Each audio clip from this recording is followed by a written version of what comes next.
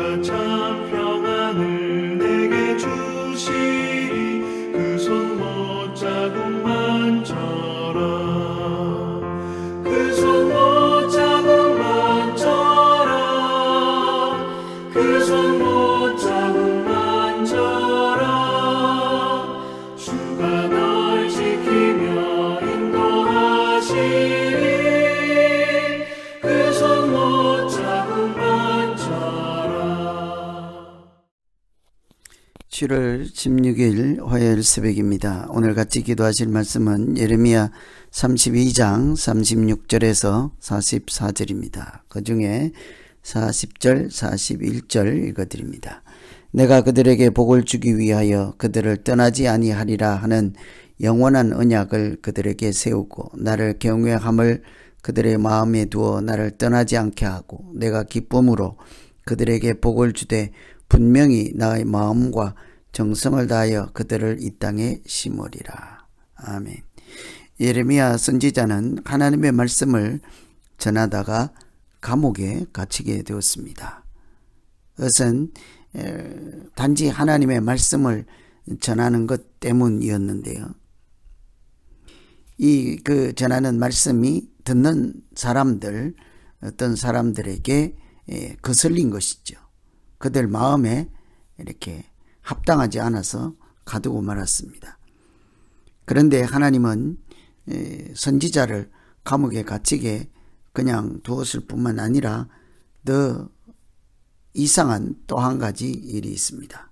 그것은 감옥에 있는 동안 베냐민 땅 아나돗에 있는 밭을 사라 하는 것이죠.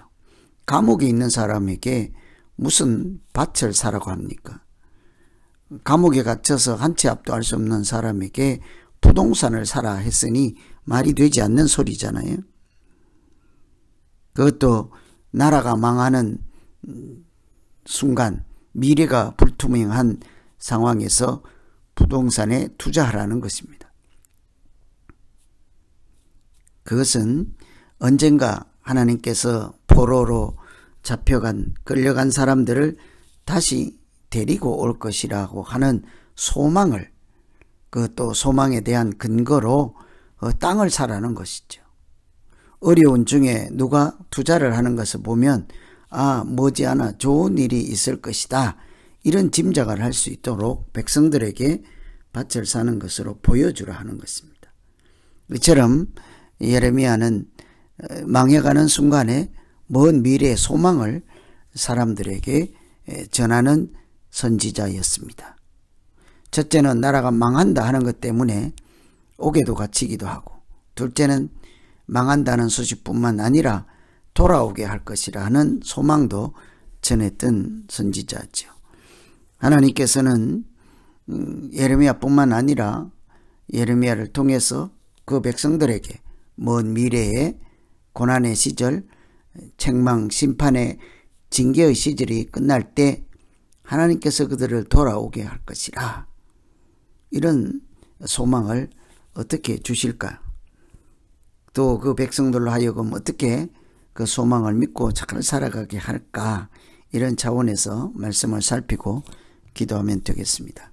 첫째는 하나님은 한 마음과 한 길을 주신다고 합니다. 39절에 내가 그들에게 한 마음과 한 길을 주어 자기들과 자기 후손의 복을 위하여 항상 나를 경외하게 하겠다. 한 마음과 한 길을 준다. 그것은 그들의 복을 위하여 주신다고 합니다. 복받은 사람, 하나님의 복을 누리는 사람으로 살도록 한 길을 알려주시고 한 마음도 주신다. 여러분, 하나님의 백성으로 살아가는 것은 결코 쉬운 일이 아니죠. 사방을 둘러보면 하나님을 섬기지 않고 우상을 섬기는 사람들 뿐입니다. 하나님을 믿지 않고 교만하게 살면서도 잘 사는 사람들도 있습니다. 그런 현실 가운데 하나님을 경외하며 살아가는 것은 결코 쉬운 일이 아니라 오히려 넘어지고 실족할 수밖에 없는 그런 세상 가운데 하나님의 백성들이 살고 있지요. 그래서 하나님은 그 살아가는 백성들에게 그런 현실 가운데서도 하나님을 경외할 수 있도록 돕겠다. 그 방법이 바로 한 마음을 주신다는 것입니다. 하나님께서 우리에게 어떤 마음을 주셔야 하나님의 자녀로 살아갈 수 있겠습니까? 하나님을 아는 마음이지요. 하나님을 믿는 마음입니다. 하나님을 신뢰하는 마음입니다. 그것을 한마디로 하나님을 경외하는 마음이라 할 수 있겠죠. 우리도 마찬가지입니다. 한치 앞이 보이지 않는 암울한 세상 속에서도 여전히 하나님 편에 서서 살아갈 수 있도록, 믿음으로 살아갈 수 있도록 하나님께서 은혜를 채워주시고 하나님께서 성령으로 깨닫게 하시면 그때부터 우리의 믿음 생활은 탄력을 받기 마련입니다. 하나님께서 길을 인도하시고 마음을 지켜주시는 그런 도우심, 그런 인도하심을 우리에게 주실 때 우리가 비로소 자녀로 잘 살아갈 수 있는 거죠. 그래서 오늘 우리가 기도할 것은 하나님 우리에게도 한 마음을 또 한 길을 허락해 주십시오. 그것은 하나님을 아는 마음, 하나님을 경외하는 마음입니다. 두 번째는 영원한 언약을 세워주신다고 합니다. 40절에 내가 그들에게 복을 주기 위하여 그들을 떠나지 아니하리라 하는 영원한 언약을 그들에게 세우고 나를 경외함을 그들의 마음에 두어 나를 떠나지 않게 하고, 하나님이 그 사랑하는 백성들이 다시는 하나님을 배반하고 떠나가지 않도록 하기 위한 두 번째 조치죠. 언약을, 그것도 영원한 언약을 세워주신다. 그 자녀들에게 어떤 언약을 하실까요? 그 언약의 구체적인 내용, 그것은 내가 너희를 떠나지 않겠다. 하나님이 그 백성들을 다시는 버리지 않겠다, 떠나지 않겠다 하는 약속입니다. 여러분, 우리가 연약할 때가 얼마나 많습니까? 아침에 마음이 다르고 저녁에 마음이 달라질 수도 있습니다. 좌로 치우치고 우로 방황할 때가 있습니다. 그래서 누구든지 넘어지는 일에는 자유로울 수가 없지요. 누구든지 언제든지 실족할 수 있기 마련입니다. 그런데 하나님이 우리의 이런 연약함을 다 아시고 자기 사랑하는 백성들을 떠나지 않겠다 하십니다. 왜 그럴까요? 우리의 그 연약함을 하나님께서 붙잡아 주시고 인도하시겠다 하는 것이죠. 함께 하시겠다 하십니다. 하나님이 우리 가운데 함께 하시는 것은 우리의 목자가 되어주시고 우리의 양들을 인도하기 위함이지 않겠습니까? 때로 말씀하여 주시고 때로는 우는 사자처럼 우리를 삼키려고 하는 악한 영으로부터 지키시는 방패가 되어 주실 것입니다. 하나님이 함께 하시는 것을 그래서 형통하다고 하죠. 하나님께서 그때마다 우리에게 살 길을 알려주시고 생명의 길로 인도해 주시고 우리를 지키시는 방패요 반석이 되어 주시기 때문입니다.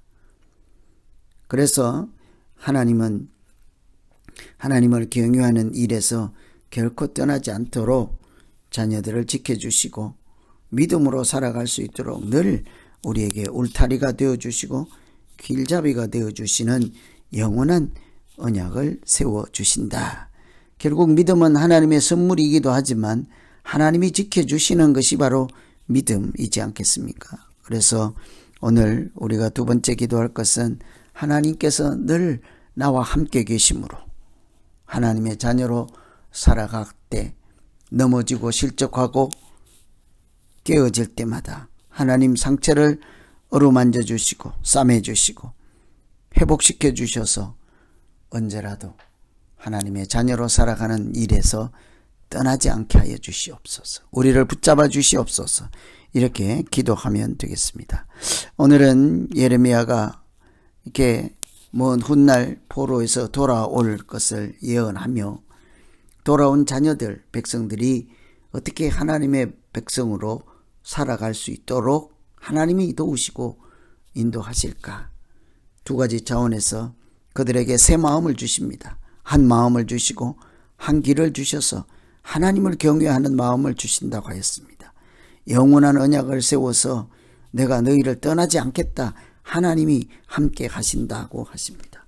여러분, 우리가 아무리 약하고 앞이 보이지 않을지라도 우리 가운데 하나님이 계시면 우리의 길은 소망의 길이 될 줄로 믿습니다. 오늘 말씀 의지해서 우리 이제 각자 자기의 믿음 생활 놓고 기도하겠습니다. 하나님 아버지, 나라가 망하는데도 밭을 사라 하고 다시 돌아오는 사람들을, 포로들, 백성들을 다시는 하나님을 떠남으로 심판받고 징계받지 않도록 하나님께서 그들에게 한 마음과 한 길을 주신다고 하십니다. 하나님을 경외하는 길로 인도하시고 하나님을 사랑하는 마음을 주신다고 하십니다. 이것이 우리 지금 필요한 마음이지 않겠습니까? 하나님 아버지, 우리에게도 하나님을 사랑하는 마음 주시고 이웃을 사랑하는 마음 주시고 하나님께서 늘 기뻐 받으실 만한 마음을 더하여 주시옵소서.